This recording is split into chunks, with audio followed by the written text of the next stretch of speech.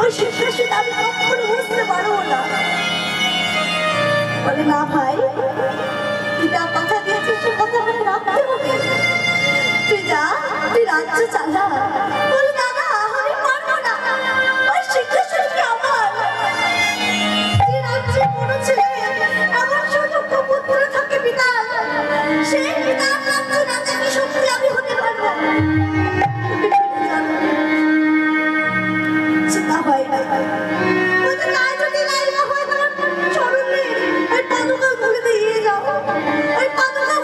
সিংহাসনের উপরে বসিয়ে রাখলাম, পাশ থেকে রাজ্য চালাবো।